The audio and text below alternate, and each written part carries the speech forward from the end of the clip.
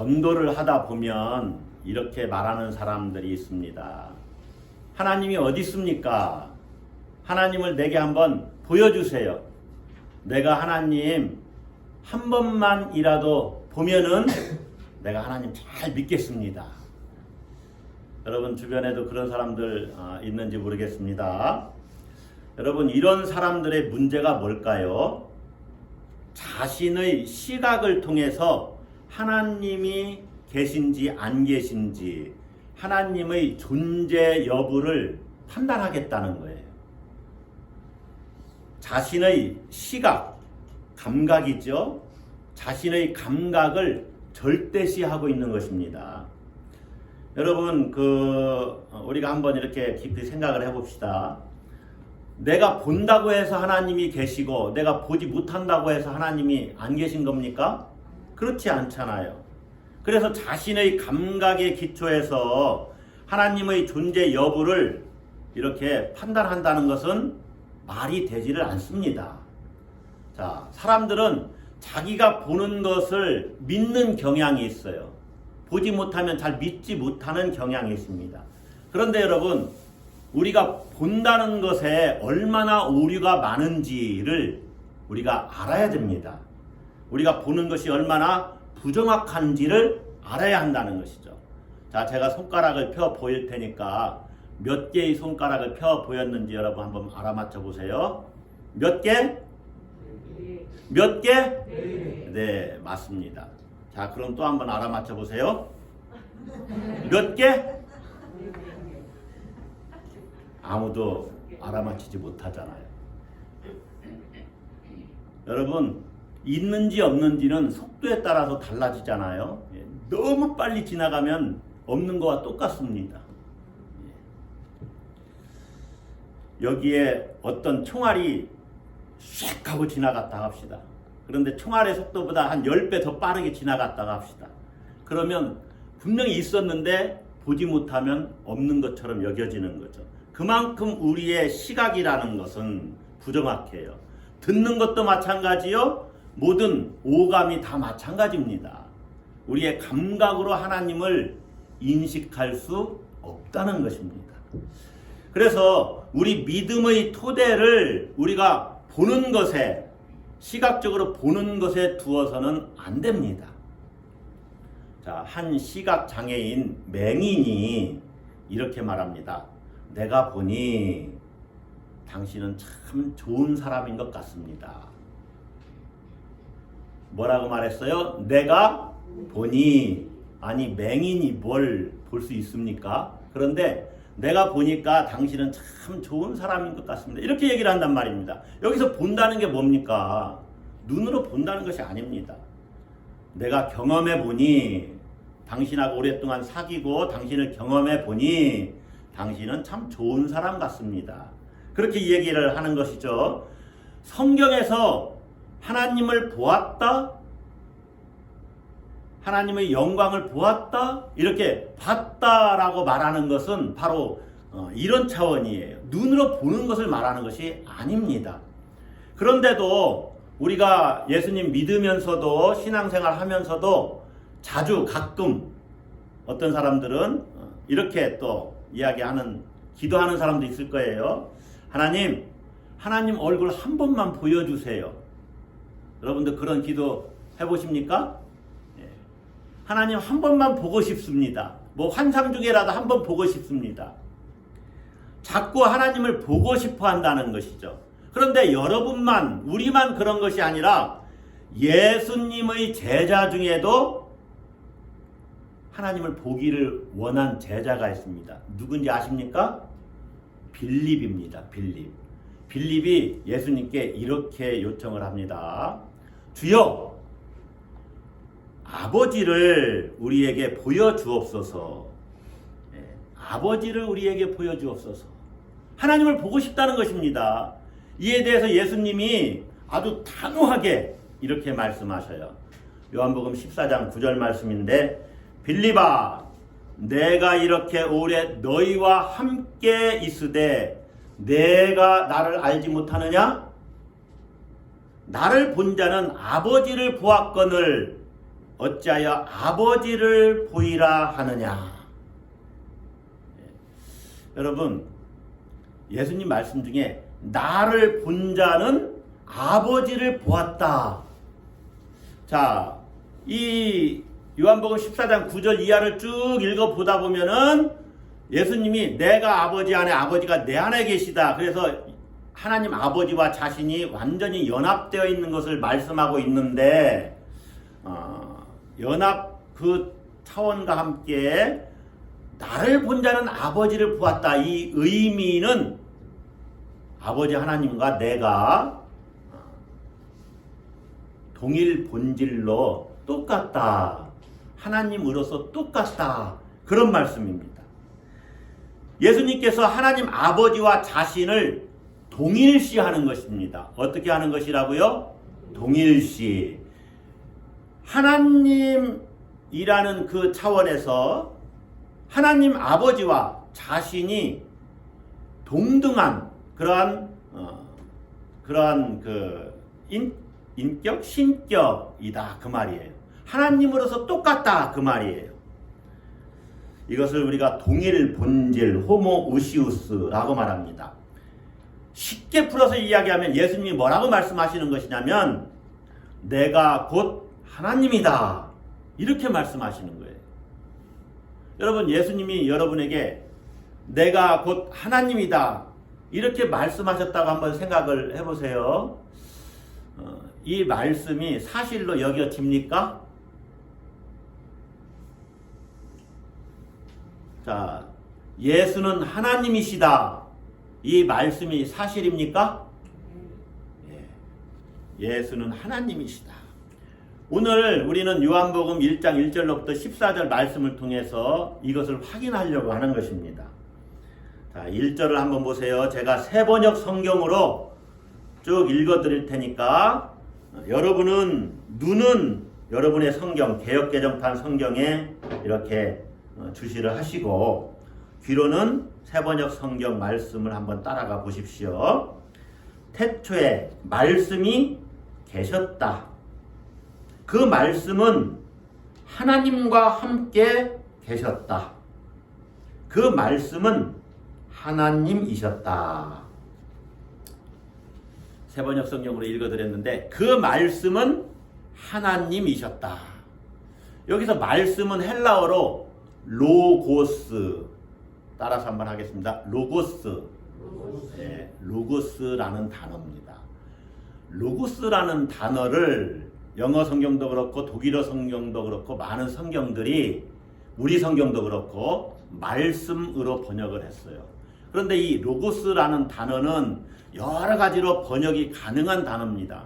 그래서 말씀, 근거, 이성, 주장, 어떤 주제, 그리고 동양 철학에서 말하는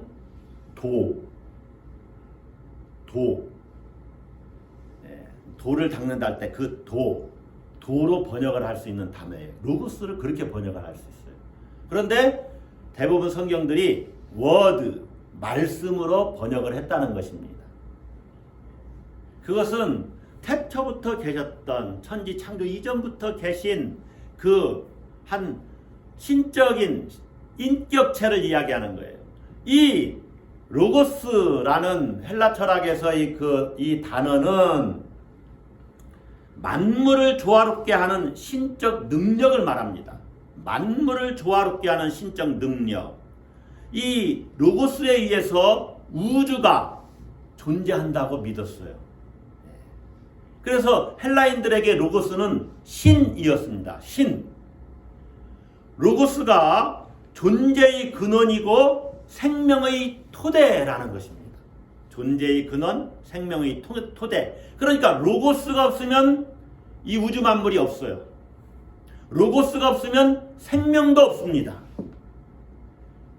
당시 이 헬라 문화권에서 로고스 하면 신을 이야기하는 것이구나 이렇게 알아들었다는 거예요. 그래서 요한이 그런 사람들에게 이 로고스가 바로 이 말씀이신데 말씀이 하나님이시다 이렇게 변증을 하는 거예요.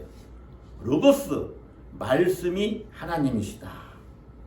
그리고 이제 우리 성경을 통해서 말씀이 하나님이신데 그분이 어떤 분이냐를 쭉 설명해요. 그래서 3절에서는 그분이 창조주이시다. 만물이 그로 말미암아 지은 바 되었다. 그래서 지은 것이 하나도 그가 없이는 된 것이 없다. 4절에서는 그 안에 생명이 있다. 이 로고스는 생명이시다. 말씀이신 하나님은 생명이시다. 그리고 4절과 그 뒤에 9절에 이렇게 나오지요.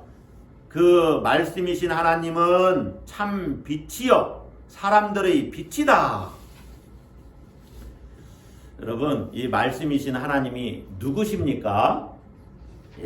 예수 그리스도를 말하는 것입니다. 우리가 18절에 한번 봅시다. 오늘 본문, 설교 본문은 아니지만 18절 다 같이 한번 읽어봅시다. 본래 하나님을 본 사람이 없으되 아버지 품속에 있는 독생하신 하나님이 나타내셨느니라.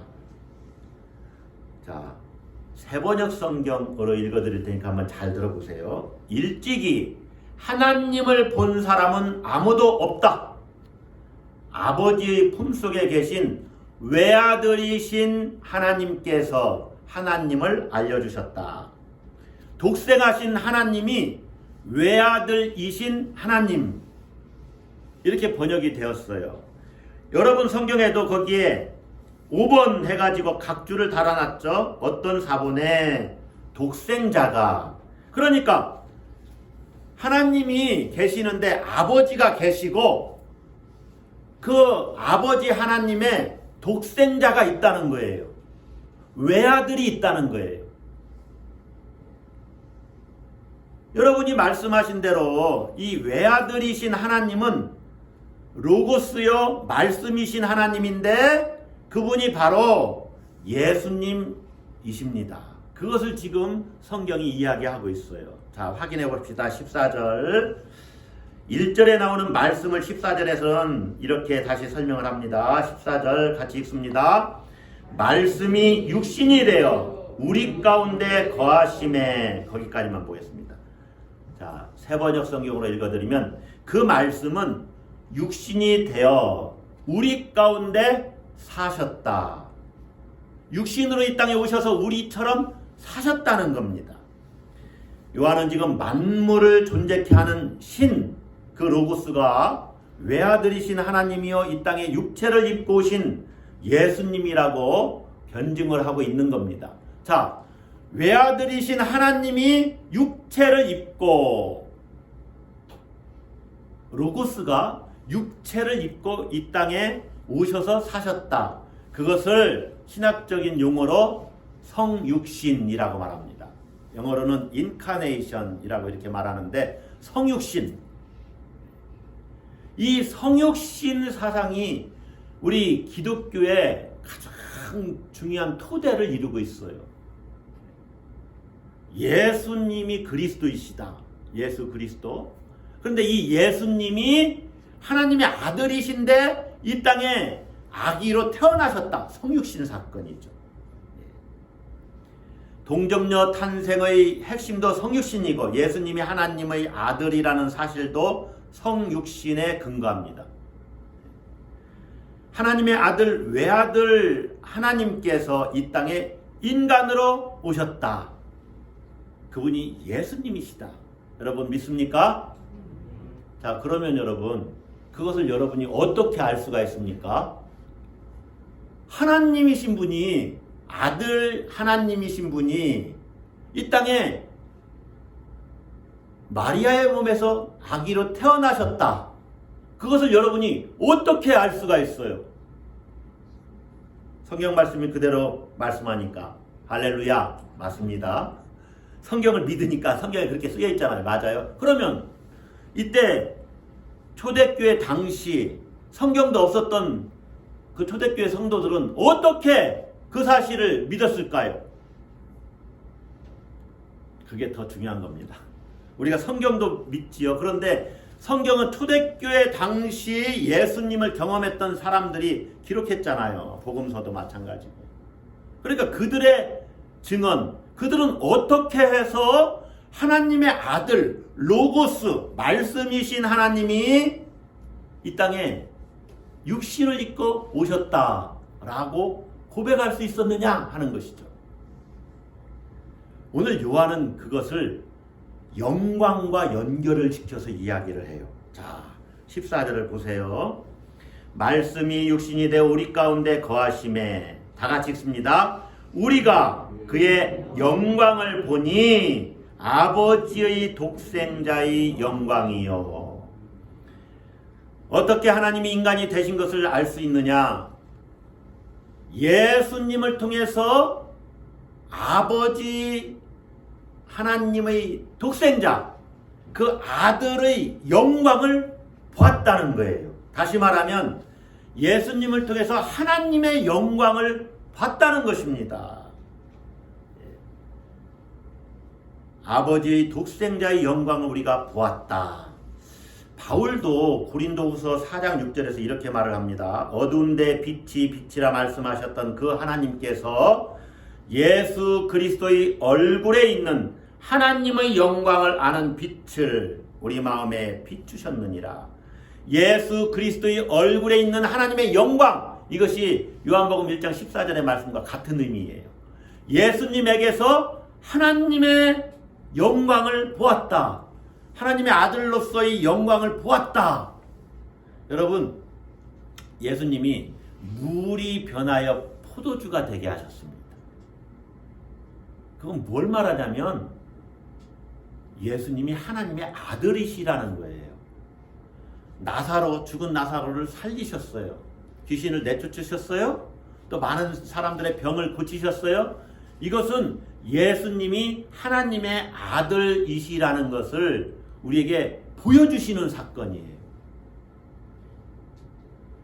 제자들은 예수님에게서 하나님만이 하실 수 있는 일을 하시네?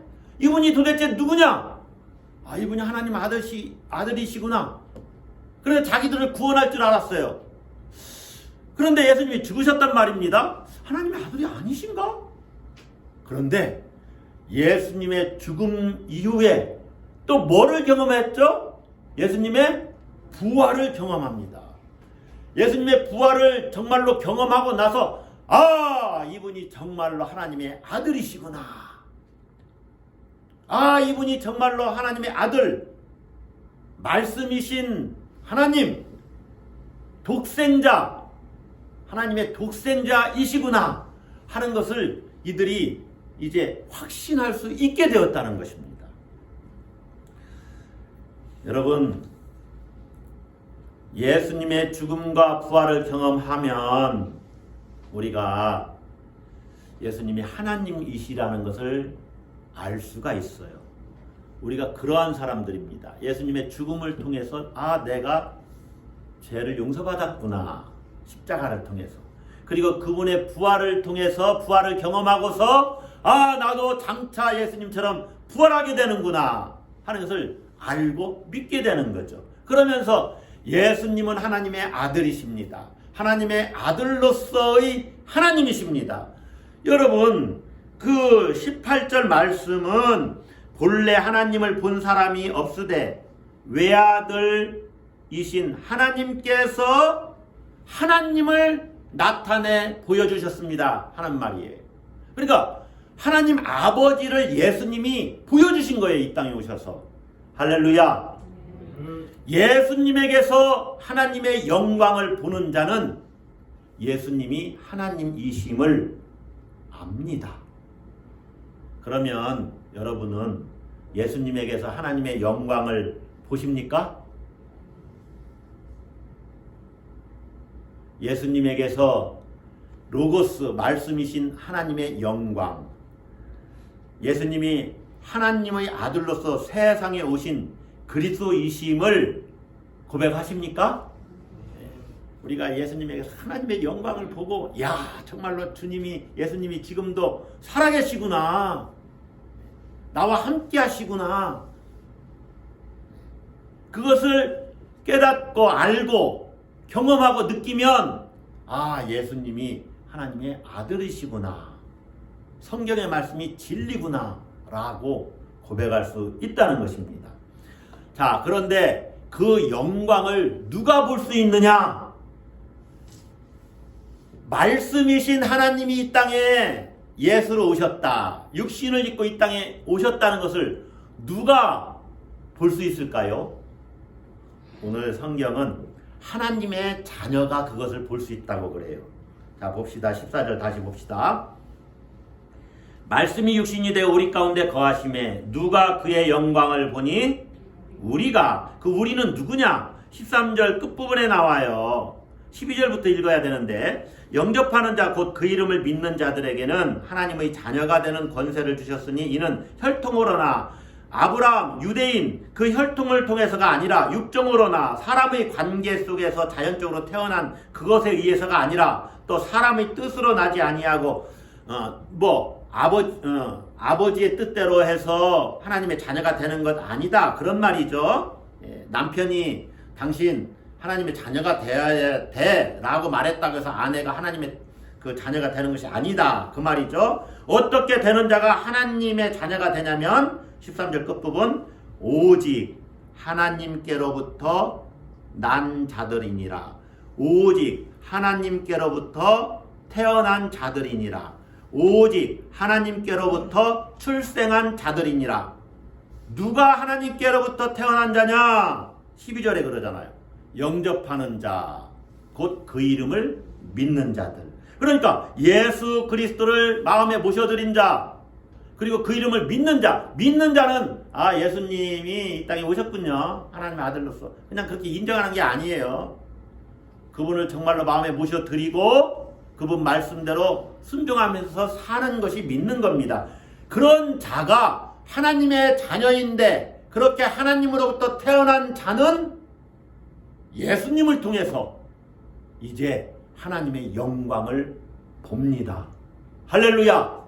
왜냐? 성령이 우리 안에 계시기 때문에 그것을 알게 하시고 보게 하시고 깨닫게 하셔요. 그래서 여러분, 우리가 어찌 보면 알아서 믿는 것이 아니라 믿기 때문에 아는 거예요. 처음에 알 때는 지식적으로 알죠. 그래서 믿습니다 하고 예수님을 모셔드렸는데 이제 경험적으로 알게 되는 겁니다. 그것이 내가 본다는 차원이에요. 이렇게 하나님의 자녀로서 예수님에게서 하나님의 영광을 보는 자는 이렇게 성탄절을 맞아서 메리 크리스마스라고 외칠 수 있는 것입니다. 할렐루야. 따라서 같이 한번 해봅시다. 옆 사람에게 메리 크리스마스. 메리 크리스마스. 자, 메리는 즐거운 그런 뜻입니다. 영어로. 그러니까 즐거운 크리스마스 그런 뜻인데, 그럼 크리스마스는 무슨 뜻입니까?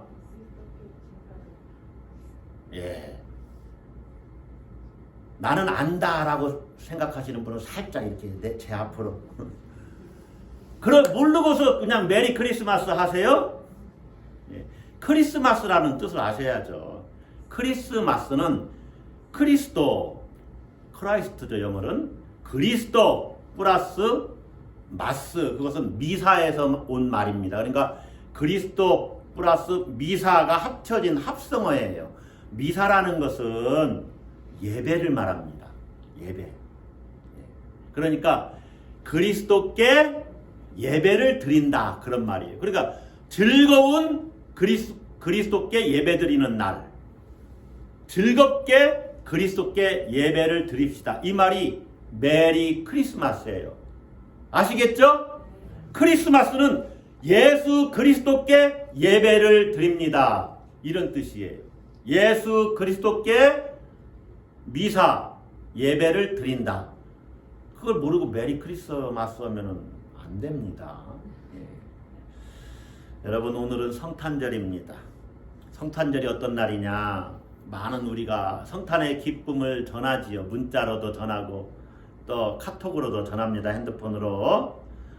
성탄절 하면은 아이들은 크리스마스 날이니까 이렇게 생각하는 아이들이 있을지 몰라요. 산타크로스가 우리에게 선물을 가져다 주는 날. 또 어떤 성인들은, 연인들은 크리스마스 때 내가 사랑을 고백해야지, 이렇게 생각할 수도 있어요. 그리고 또 자녀들은 이번 크리스마스 때 아버지한테 엄마한테 나 이런 선물을 받아야지, 그래서 미리 아빠, 엄마, 나 크리스마스 때 이런 선물 사주세요 라고 약속을 받아놨을 수도 있습니다. 성탄절에 그런 것도 좋습니다. 그러나 우리가 분명히 알아야 됩니다.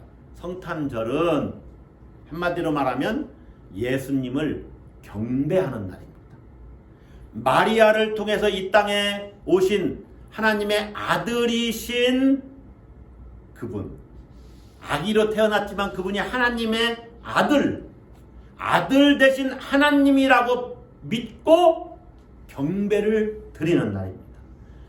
하나님의 아들이 마리아를 통해서 이 땅에 오셨습니다. 그분이 예수님인데 그의 운명이 어떻습니까? 장차는 십자가를 지고 죽으셔야 되는 운명, 그런 운명을 가지신 한 아기. 그러나 하나님의 능력으로 죽은 자로부터 부활 생명으로 살아날 예수 그리스도, 그 예수 그리스도를 예배하는 날입니다. 할렐루야. 예수 그리스도를 예배하는 날 크리스마스인데, 그러면 메리 크리스마스입니까? 매일 크리스마스입니까? 매일 크리스마스입니다. 할렐루야. 그래서 제가 이 설교를 준비하면서 내년부터는, 아니 오늘 이후로부터 매일 크리스마스 이렇게 선포하고 다닐까 생각 중이에요. 매일이 크리스마스라는 거죠. 매일이 성탄절입니다. 인간 구원을 위해서 성육신하신 예수 그리스도께 예배를 드리면서 일생을 살아야 되겠다. 이것보다 더 중요한 것이 어디 있어요? 여러분, 예수 그리스도가 우리의 창조주여, 세상에 오신 빛이여, 세상에 오신 생명이십니다. 그분을 통해서 우리가 어둠에서 빛으로 옮겨졌습니다. 할렐루야. 그러므로 우리는 예수 그리스도를 존귀케 해야 됩니다. 로고스, 말씀이신 하나님이, 아들이신 그 하나님이, 하나님의 독생자가 나를 살리려고, 나 때문에 이 세상에 태어나신 나를 기념하는 이 성탄절, 이 성탄절이 매일이 되어야 되고 우리가 매일매일 예수 그리스도를 경배해야 합니다. 할렐루야.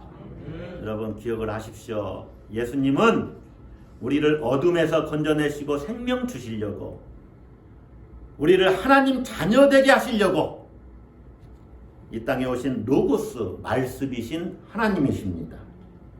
하나님의 외아들이신 하나님이십니다. 아멘이시죠?